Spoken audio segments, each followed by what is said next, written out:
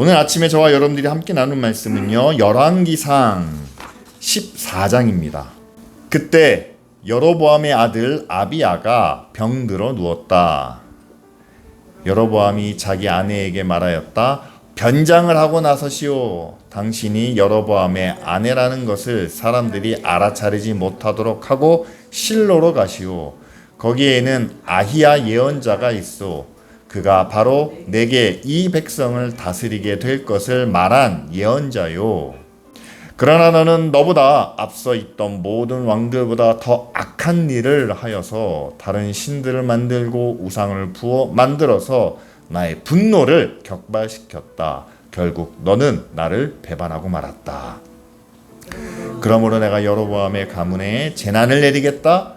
여로보암의 가문에 속한 남자는 종이거나 자유이거나 가리지 않고 이스라엘 가운데서 모두 끊어버리겠다. 마치 사람이 쓰레기를 깨끗이 쓸어버리듯이 여로보암 가문에 사람을 하나도 남기지 아니하고 다 쓸어버리겠다. 다 같이 읽습니다.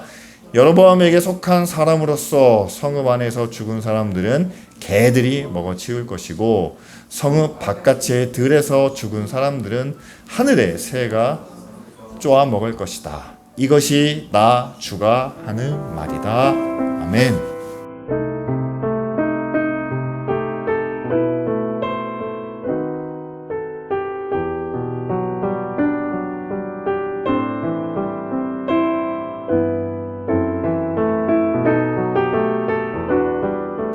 좀 엄청난 예언의 말씀이 오늘 여로보암에게 전해지고 있습니다. 실상은 여로보암이 아니라 여로보암 아내에게 전해지는 거죠.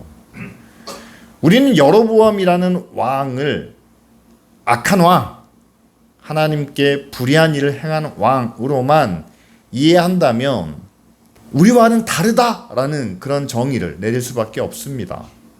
그런데 오늘 말씀을 보시면 여로보암이 선지자를 찾았다라는 사실이에요. 이게 하나의 희망적인 메시지가 아닙니까? 아들이 아프니까 아내에게 말합니다. 어디에 가면 나에게 이스라엘의 왕이 될 것이다 라고 말씀한 그 예언자가, 그 선지자가 있을 것인데 그를 찾아가시오. 하나님의 예언자, 선지자를 찾았다라는 것이 희망이죠. 우리가 지난주에 나눴던 말씀이 그거였습니다. 여로보암에게 유다에서 올라온 선지자가 하나님의 예언을 전했습니다. 오늘 예언자가 말한 것과 비슷한 내용이에요. 내가 너를 왕으로 세웠는데, 내가 너와 함께 다윗의 언약을 맺었는데 그 언약을 지키면 이 나라가, 너의 왕위가 유지될 것이지만 떠났을 때는 하나님의 심판이, 하나님의 진노가 임할 것이다. 첫 번째는 선지자가 찾아왔습니다. 이번에는 여로보암이 직접 그 선지자를 찾았습니다. 희망적인 모습은 보이지만, 그러나 그 희망 앞에서 결국 여로보암뿐만 아니라 그의 아들과 그 자손과 나라와 백성들까지 결국 하나님의 심판을 받을 수밖에 없었던 이유가 어디에 있는가? 우리는 그 부분을 함께 나누고자 합니다.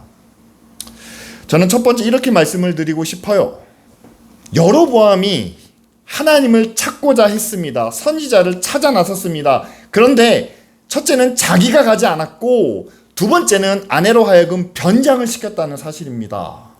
여러분, 하나님 앞에 기도할 때 사람을 의식하면서 하나님 앞에 나오지 마십시오.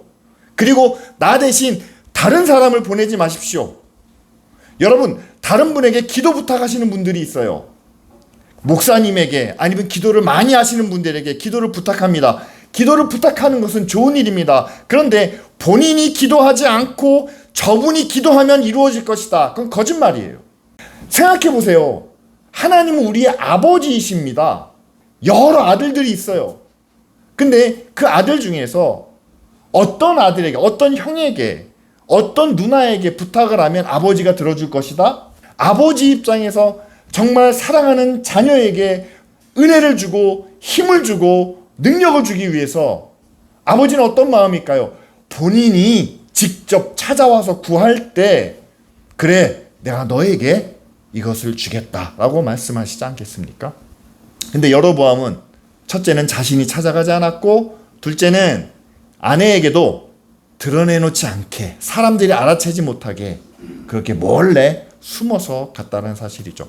하나님 앞에서 정직하지 못했고 진실하지 못했고 뭔가 가식과 꾸밈으로 나아갔다라는 사실입니다.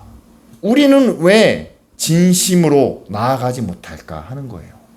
우리는 언제 우리의 진심이 드러납니까? 우리에게 부끄러움이 없을 때, 내가 지은 죄가 없을 때 우리는 하나님 앞에 진심으로 나아갈 수 있습니다. 그래서 여러분들이 교회 나와서 제일 먼저 하는 게 회개예요. 죄를 뉘우치는 겁니다. 죄를 고백하는 겁니다. 그러면 하나님은 다 용서해 주신다고 말씀하셨어요. 그래서 그 죄가 없는 모습으로 우리가 부끄러움 없이 진심을 다해 하나님 앞에 나아갈 수 있다는 사실이죠. 또 한 가지, 정말 우리가 가식이나 꾸밈 없이 진심을 드러낼 수 있는 때가 있습니다. 언제입니까? 뭔가 꾸미고 싶어도 꾸밀 여유가 없어요. 언제죠? 사람이 죽음을 앞두고 있으면 여러분 뭔가 자신을 감추려는 그런 의지가 사라지게 됩니다. 오늘 말씀에 나타나는 것처럼 자식이 죽을 위험에 처해 있어요. 내 자식이 언제 죽을지 모르는데 어머니 아버지가 뭐 체면을 차리겠습니까? 옷을 잘 입고 나가겠습니까? 그런 뉴스가 나오잖아요. 불이 났습니다. 그러니까 집안에 있는 부모님이 아이를 무조건 들쳐안고 나옵니다. 옷을 챙겨 입고 나옵니까? 집안에 있는 값진 재산을, 현금을 들고 나옵니까? 아니죠. 어머니는 있는 모습 그대로 자기 자녀만 안고 바로 뛰쳐나옵니다. 꾸밈도 없고 가식도 없는 그런 진정한 모습이죠. 그런데 여러분, 우리가 하나님 앞에 그런 모습으로 나아가야 한다는 사실입니다. 우리는 죄인입니다. 예수님이 우리를 대신하여 십자가에 죽으셨음에도 불구하고 우리는 아직도 죄를 지으며 살고 있습니다. 그리고 언제 주님이 다시 오셔서 우리를 심판하실지 모릅니다. 그렇다면 여러분, 우리의 마음이 조금은 조마조마하면서 절절하면서 그런 주님 앞에 오늘은 그래도 화장을 잘하고 나와야지, 오늘은 옷도 제대로 입고 나와야지, 오늘은 내가 하나님 앞에서 괜찮은 척 해야지 하는 것이 아니라 우리 있는 모습 그대로 하나님 앞에 나아가는, 우리를 구원하신 예수 그리스도의 십자가를 바라보며 내 생명이 저 십자가를 통해서 새롭게 되고 영원한 것을 얻었다라는 그런 믿음의 고백 앞에 우리가 우리의 감춰진 모습이 아니라 우리의 새로운 모습을, 우리의 진정한 모습을 하나님 앞에 나타낼 수 있지 않겠습니까? 여러분, 우리가 함께 예배를 드리고 교회를 이루다 보면 정말 하나님 앞에서 우리의 진실한 모습이 늘 드러나며 나타나고 있는가? 그렇진 않다는 거예요. 하나님 앞에 나와 예배를 드리고 기도를 하고 하나님 앞에 믿음의 결단을 내릴 때 여러분, 보이지 않는 하나님께 하는 것과 보이는 사람에게 하는 것을 한번 비교해서 생각해 보길 원합니다. 친구들끼리 만나는데요, 친구 중에서 그런 친구가 있어요. 꼭 자기에게 필요할 때만 나오는 친구가 있습니다. 여러분, 모임 가운데도 그렇잖아요. 뭔가 자기 목적이 있을 때만 나오는 사람이 있습니다. 자기 필요한 사람만 만납니다. 그리고 그 필요가, 그 목적이 채워지면 또 연락을 끊습니다. 세상에서는 그런 사람들을 속되다, 속물이다 라고 이렇게 이야기를 하죠. 그래서 그리스도인들은 항상 변함없는 모습을 강조합니다. 앞에서뿐만 아니라 뒤에서도 사람과의 관계를 이익이 아닌 사랑으로, 나아가서는 섬김으로. 그런데 사람에 대해서도 우리가 그런 자세를 갖춰야 되겠지만 하나님 앞에서는 어떻게 하겠습니까? 저는 여러분들에게 꼭 말씀드리고 싶습니다. 절대로 하나님이 우리를 보시기에 너 나 이용해 먹는 거 아니냐? 너 그렇게 세속적으로 나를 바라보는 거 아니냐? 여러분, 그런 평가를 우리가 받아서는 안 되겠죠. 세속적인 관점으로 하나님을 바라보지 마시길 바랍니다. 물론 하나님은 우리를 사랑하시는 하나님이고 우리의 아버지가 되시고 우리의 모든 것을 공급해 주시고 우리가 아플 때, 우리가 연약할 때 우리를 치유해 주시고 강하게 하시는 분입니다. 그런데 우리는 그런 하나님만 바라보고 있다면, 우리는 그런 마음만 가지고 하나님 앞에 나온다면 하나님이 우리를 뭐라고 말씀하시겠습니까? 나는 너희에게 뭔가 베풀기만 하는 그런 자동 판매기냐? 그건 아니라는 거죠. 반대의 면을 우리가 함께 생각해 보길 원합니다. 하나님은 우리에게 어떤 분이십니까? 하나님은 우리의 창조주세요. 우리를 위해서 하나님 앞에 나아가는 게 아닙니다. 하나님이 자신을 위해서 우리를 만드셨습니다. 그러니까 그거예요. 하나님이 기쁜 의료교회를 세우셨습니다. 누구를 위해서 이 교회를 세우셨을까요? 여러분, 목사가 자기를 위해서 교회를 세웠다라고 하면 큰 착각이십니다. 그리고 제가 여러분들을 섬기기 위해서, 말씀으로 복음으로 섬기기 위해서 이 교회를 세웠다, 그래도 착각입니다. 뭘 위해서 세웠을까요? 우리는 하나님을 위하여 이 교회를 세운 겁니다. 하나님은 기쁜 우리 교회를 통해서 영광 받으시기를 원합니다. 하나님은 이 기쁜 우리 교회를 통해서 한 생명이라도 더 하나님을 알기를 원하고 하나님의 자녀가 되기를 원하고, 또한 이 교회를 통해서 하나님의 의로우신 일들이, 하나님의 선하신 일들이 나타나기를 원하십니다. 더 크게 보자면 그거예요. 지금 세상이 온통 어둠과 불의와 악과 파괴된 자연기로 인해서, 환경으로 인해서 정말 모든 사람들이 고통을 겪고 있지 않습니까? 그런데 그런 가운데 하나님은 그런 분이 아니십니다. 하나님은 우리의 빛이십니다. 하나님은 질서의 하나님, 조화의 하나님이십니다. 하나님은 섬김을 통해서 약한 자들을, 아픈 자들을 치유해 주시고 강한 자들을 통해서 많은 것을 나누게 하십니다. 그런 하나님의 뜻을 나타내는 작은 도구로 기쁜 우리 교회를 세우셨다라는 사실이죠. 그렇다면 여러분, 이 교회의 정체성은 누구에게 있습니까? 설교 잘하는 목사한테 있지 않아요. 헌금 많이 내는 집사나 장로에게 있지 않습니다. 이 교회의 정체성은 하나님께 있습니다. 하나님이 이 교회를 어떻게 사용하실까? 하나님이 우리에게 어떤 일을 맡겨주셨을까? 그래서 하나님의 명령이 우리에게는 가장 우선하는 우선순위에 있다는 사실이죠. 우리가 원하는 것, 하나님, 우리는 지하에서 예배 드리는 게 너무 실증이 나요. 지상으로 가고 싶습니다. 하나님, 우리가 너무 수가 적습니다. 우리가 많아지기를 원합니다. 이런 우리의 목적은 그 다음이라는 사실이죠. 저는 기쁜 우리교회를 섬기면서 이 교회가 바라보고 있는 목적이 있습니다. 우리에게 주신 것으로 우리는 우리보다 연약한 자들을 섬기는, 그것이 저와 여러분들에게 주신 하나님의 명령이고 또한 목적이라고 생각합니다. 우리도 작죠. 우리도 부족하죠. 근데 우리가 무슨 다문화 학교를 섬깁니까? 이렇게 생각한다면요, 우리가 우선이에요. 우리가 첫 번째예요. 저는 그렇지 않다고 생각합니다. 여러분, 하나님 앞에 우리의 진심을 한번 나타내 보길 원합니다. 하나님이 우리를 만드셨잖아요. 예수님이 우리를 대신하여 죽으셨잖아요. 그래서 우리를 자녀로 삼아 주셨잖아요. 여러분, 우리가 잘나서 우리의 믿음 때문에, 우리가 또 하나님의 말씀대로 살기 때문에 우리를 자녀 삼아 주신 것이 아니라 예수님의 희생을 통해서 우리를 자녀 삼아 주셨고, 또한 그것을 믿게 하심으로 그 믿음의 삶을 살게 하시는 것 아닙니까? 그렇다면 여러분, 우리가 하나님의 자녀라는 권세를 너무 믿지 마세요. 우리가 아무리 열심히 한다고, 우리가 아무리 잘한다고 해도 부모님께 받은 것보다 더 많은 것을 할 수가 있겠습니까? 우리가 하나님의 자녀의 권세를 주장할 때는요, 우리가 자녀다운 모습을 갖춘 후에야 하나님의 자녀이기 때문에 우리는 이렇게 할 수 있습니다 라는 그 권세를 우리가 자랑할 수 있겠죠. 그런데 오늘 여로보암의 예를 보겠습니다. 여로보암은 어땠습니까? 하나님이 세우신 왕이에요. 그 왕의 자리를 누가 주셨습니까? 하나님이 주셨습니다.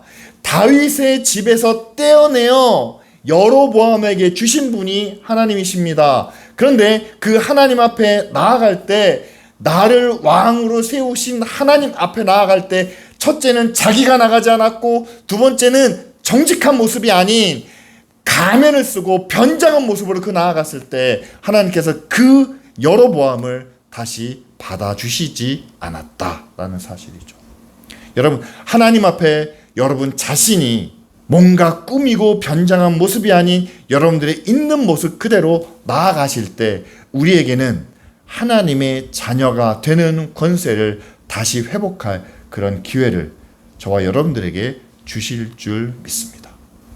저는 한국 교회를 참 뼈아프게 바라봅니다. 하나님께서 이 교회를 얼마나 사랑하셨는지 정말 너무 짧은 시간에 너무 귀한 은혜와 능력과 한때는요 한국 교회가 전 세계적으로 가장 많다는 건 아니죠. 세계 위로 그렇게 많은 선교사를 파송했습니다. 교회 성장이 엄청나게 이루어졌습니다. 이 사회를 정말 빛으로 구원으로 복음으로 채울 수 있을 것만 같은 그런 황금기를 누렸던 것이 한국교회입니다. 그런데 그렇게 막 타올랐던 교회가 어느 순간인가 정체가 되고 또한 지금은 쇠퇴하는, 왜 이렇게 변했을까? 여러분, 전 세계적으로 교회도 사람들이 모여있기 때문에 항상 문제가 있어요. 어려움이 있습니다. 좋은 면만 있는 것이 아니라 나쁜 면도 있어요. 그런데 저는 오늘 말씀을 통해서 우리가 함께 살펴보기 원하는 것은 그겁니다. 여로보암이 왕이 되었다가 그가 타락할 수밖에 없었던, 하나님을 떠날 수밖에 없었던 이유 중에 하나는 여러 가지 목적이 있지만 그러나 자기의 나라를 또한 자기의 왕권을 지키기 위해서 행했던 일들이에요. 그런데 하나님께서는 여러 번 그에게 돌아올 수 있는 기회를 주셨습니다. 선지자를 직접 보내기도 하셨고 또한 자식의 질병을 통해서 하나님을 찾게 하십니다. 그런데 그 하나님 앞에 자기 스스로 나아가지 못했고 또한 진심으로 그 하나님을 구하지 않았다는 사실이죠. 한국교회도 전 똑같다고 생각합니다. 우리가 잘못한 것 있습니다. 우리가 온전치 못한 것 있습니다. 교회에 부정한 것, 나쁜 것 있습니다. 저는 그것 자체가 문제가 아니라 그것이 나타났을 때 그것을 해결하기 위해서 교회가 직접 나가지 않았다는 거예요. 두 번째는 그것을 무조건 덮으려고 했다는 사실입니다. 덮었어요. 은혜로 덮었어요. 하나님의 사랑으로 덮었어요. 결국은 그것이 해결되지 못했다라는 사실이죠. 그래서 지금이라도 한국교회가 다시 한번 여러분 개교회뿐만 아니라 또한 믿음의 가정이 하나님 앞에 온전히 서기 위해서는요, 하나님은 반드시 우리를 다시 불러주신다라는 사실입니다. 선지자를 통해서 불러주시는 것은 너무나 감사한 일이죠. 말씀을 통해서 깨닫게 하신 것은 너무 은혜로운 일입니다. 그런데 오늘 말씀은 자식의 질병을 통해서 하나님의 예언자를 찾게 하신다는 사실이에요. 고통을 통해서, 아픔을 통해서 하나님 앞에 나아가게 하신다는 사실입니다. 한국교회가 지금 아프고 있습니다. 한국교회가 지금 고통 가운데 있습니다. 젊은이들이 아파요. 젊은이들이 믿음에서 떠났어요. 여러분, 그 이유가 어디에 있다고 생각하십니까? 많은 분들이 그래요. 교회가 성경 공부를 제대로 못해서, 부모들이 기도하지 않아서. 여러분, 저는 그 모든 것들 위에 그것보다 더 중요한 일이 있다면 그거예요.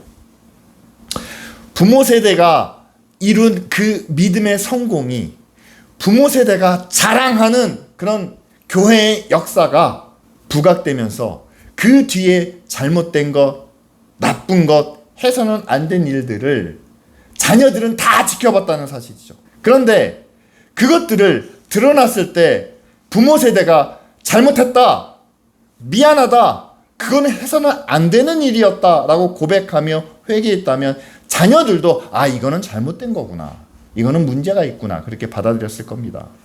그런데 부모들이 회개하지 않았어요. 부모들이 뉘우치지 않았습니다.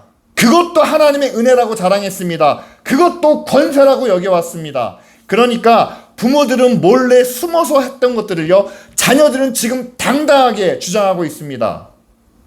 내 시간이에요. 내 삶이에요. 내가 번 내 봉급이에요. 이걸 왜 교회가 달라고 합니까? 내 시간을 왜 교회가 요구하는 겁니까? 내 삶을 왜 하나님을 위해서 바치라고 하는 겁니까? 부모 세대는요, 그렇게 말하지 못했습니다. 11조는 당연히 드리는 거고, 교회 봉사도 반드시 해야 되는 거고, 일주일에 한 번 교회 나와서 예배 드리는 거, 그거 필수였어요. 그거는 아무도 문제 삼지 않았습니다. 그런데요, 지금의 자녀들은 그렇게 생각하지 않아요. 내가 땀 흘려 번 돈인데? 내 시간인데? 내 인생인데? 여러분, 이게 다 어디서부터 나오는 걸까요? 그것은 바로 과거에 부모들이 몰래 해왔던 일들을 자녀들이 지켜봤다는 사실이에요. 그리고 자녀들은 그것을 몰래 요구하지 않습니다. 당당하게 요구합니다. 그럼 그들의 생각을 자신을 가장 위에 놓고 하나님을 그 밑에 놓는 위계 질서를 누가 만든 겁니까? 하나님이 만든 건 아니죠. 부모들이 그렇게 만들어 놨다는 사실이죠. 여러분, 여로보암의 잘못 때문에 병든 자식이 죽음을 맞이합니다. 그리고 그 후손들이 오늘 우리가 함께 읽은 말씀 중에서 밖에 있거나 안에 있거나 온전한 죽음을 맞이하지 못합니다. 그 백성까지도, 그 나라까지도 멸망을 겪게 됩니다. 저는 정말 절박한 마음으로, 여러분, 지금 우리가 회개하지 않으면, 지금 우리가 뉘우치지 않으면 그 결과가 누구에게 나타납니까? 우리 자녀들에게 나타날 수 있다는 사실이에요. 그 자녀가 믿음에서 떠나게 된다는 사실이죠. 단순히 믿음에서 떠나는 것으로 끝나지 않아요. 그들의 삶이, 그들의 최후가, 또한 그 후손들이 결국 하나님의 진노 가운데 머물 수밖에 없다는 사실이죠. 근데 그게 어디서 출발한다는 겁니까? 하나님 앞에 나올 때 뭔가 가리고 숨기며 나왔다는 사실이죠. 완전한 사람은 누가 있겠습니까? 저도 부족합니다. 그래서 저는 예배 전에 항상 기도합니다.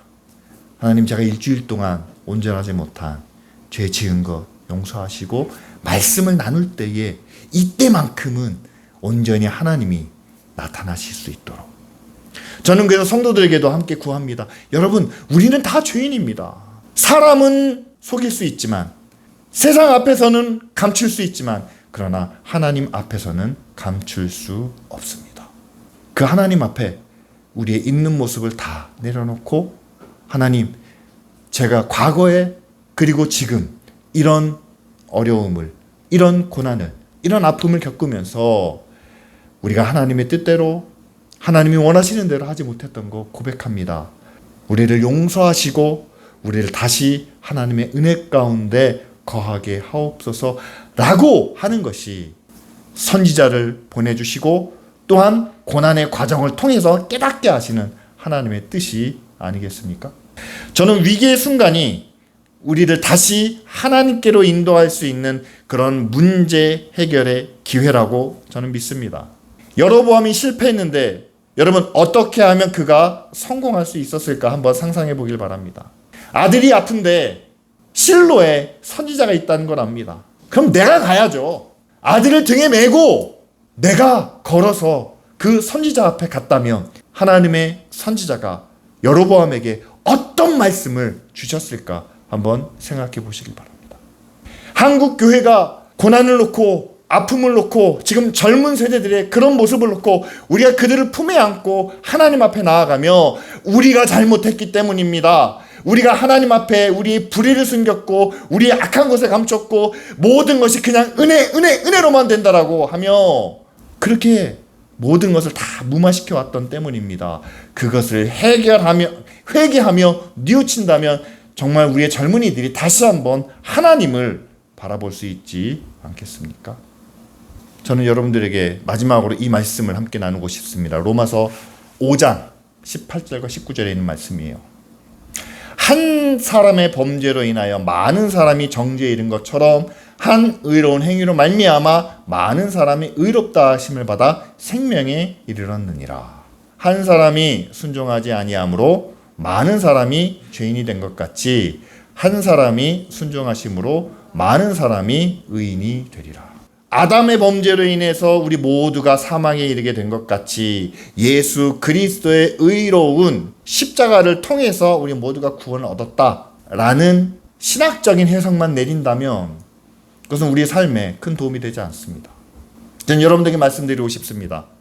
기쁜 우리 교회 안에, 아니면 여러분들의 가정 가운데, 저희 집은 저희 어머니가 그렇게 하셨어요. 왜냐하면 저희 어머니가 처음으로 복음을 전하셨기 때문에. 그 한 사람의 순종과 예배와 또한 희생과 헌신을 통해서 온 가족이 구원을 얻게 되었습니다.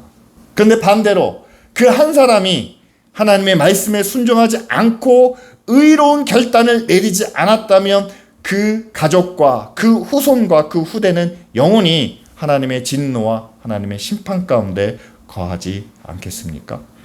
우리는 그렇게 말합니다. 나는 지금 열심히 잘하고 있잖아.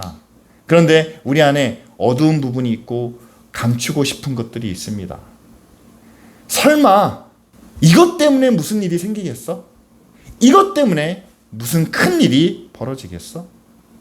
그런데 감추어진 어둠을 우리 주변에 있는, 특히 우리 자녀들이 그대로 보고 있다는 사실을 잊지 마시기 바랍니다. 사람 앞에서는 가면을 쓸 수 있지만 가족들에게는 그 가면이 이제는 벗겨진다는 사실이죠. 게다가 시간이 지나면 이제 가면이 더 이상 소용없을 때가 곧 옵니다. 주님이 다시 오시는 그때죠. 하나님께서 지금도 우리에게 말씀하고 계신다. 저는 그렇게 믿습니다.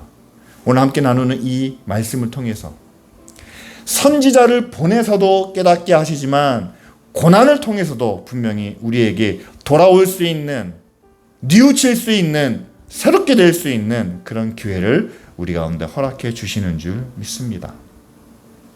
이 시간 우리가 함께 기도드리겠습니다.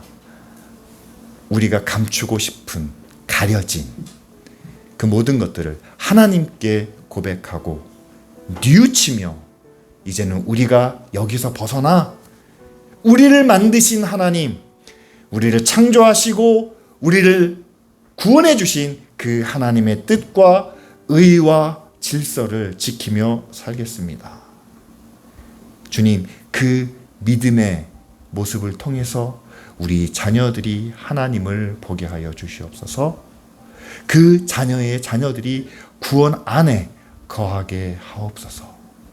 한국 교회가 과거의 죄를 뉘우치지 않아 젊은 세대들이 교회를 떠나고 있습니다. 하나님, 교회를 변화시켜 주시옵소서.